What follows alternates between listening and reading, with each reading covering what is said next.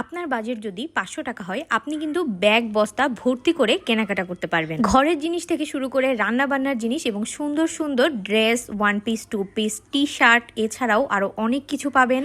আর এই সব কিছু কোথায় পাবেন এটা নিয়ে চিন্তা করছেন? এটা হচ্ছে ঢাকা ইডেন কলেজের ঠিক সামনেই। পুরো একদম এ মাথা থেকে ওই মাথা পর্যন্ত আপনারা দেখতে পারবেন এরকম ছোট ছোট রোডের পাশে দোকান, যেখানে আপনি অনেক কিছু পেয়ে যাবেন। ঘর সাজানো জিনিস, one piece, two piece, shirt, T shirt, এছাড়াও ওড়না, স্কার্ফ, শাড়ি, অনেক কিছুই আছে। আমি মূলত এই ইডেন কলেজের সামনে থেকে সবসময় প্যান্ট কিনে থাকি, তো আজকেও প্যান্ট কিনতে গিয়েছিলাম আর ভাবলাম আপনাদের জন্য টুকিটাকি একটা ভিডিও করে ফেলি, যেখানে আমি একটু একটু করে সবকিছুরই ভিডিও নিয়েছি। সবকিছুই কিন্তু ভিডিওতে থাকছে। আর খেয়েছি কিন্তু অনেক মজার একটা ছোট ফুচকা। আর অনেকেই দেখি কমেন্ট করেন, আপু ফুটপাথ থেকে শপিং করেন কেন, রোডের পাশে কি ভালো জিনিস পাওয়া যায় না? আপনাদের কি মনে হয় সবসময় কি ব্র্যান্ডেড জিনিসই একদম পারফেক্ট হয়?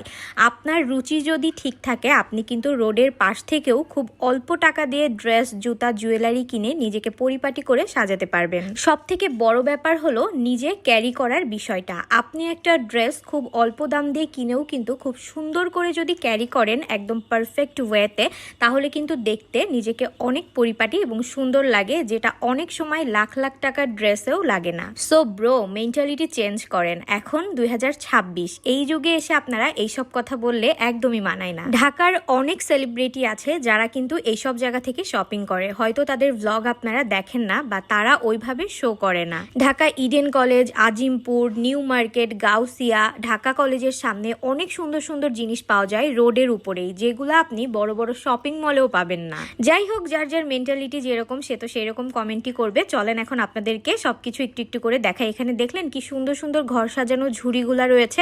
আমি এখান থেকে একটা ঝুড়ি কিনেছি, আর আমি এখান থেকে কিনেছি শুধুমাত্র প্যান্ট। এছাড়া আমি এই মার্কেট থেকে কিছুই কিনিনি। তবে এখানে কিন্তু সুন্দর সুন্দর অনেক কিছুই আছে, যেমন এই যে ট্রাউজারগুলা ছিল, যেগুলার প্রাইস ছিল 150, 200। এখানে কিন্তু আপনি বাসায় পরার জন্য বা রেগুলার ওয়্যারের জন্য সুন্দর সুন্দর ওয়ান পিস, টু পিস, টপসও পেয়ে যাবেন। এই যে দেখেন সবার হাতেই রয়েছে। যদিও আমি এগুলা কিছুই কিনিনি, শুধুমাত্র ভিডিওর জন্য একটু একটু করে ভিডিও করেছি। যদি আপনাদের প্রয়োজন হয় আপনারা কিন্তু এখান থেকে এরকম কেনাকাটা করতে পারেন।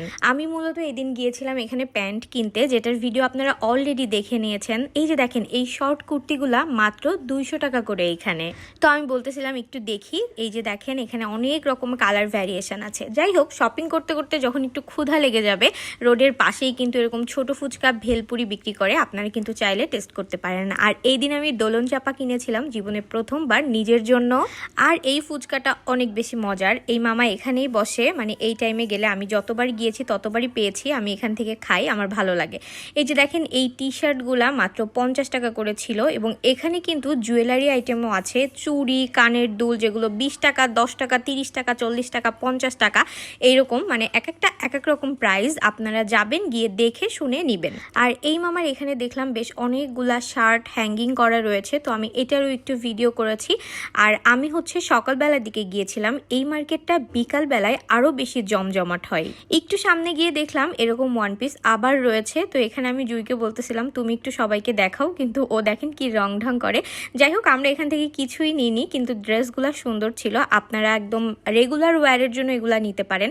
এই যে এই টি শার্টগুলো ছিল হচ্ছে মাত্র 50 টাকা করে। আর এই টি শার্টগুলো বাসায় পরার জন্য একদম পারফেক্ট। এখন অনেকের অনেক ইস্যু থাকতে পারে, ভাই আমার এরকম ইস্যু নাই। আমি যেটা আমার ভালো লাগে চোখে, আমি কখনো দাম দিয়ে বিবেচনা করি না।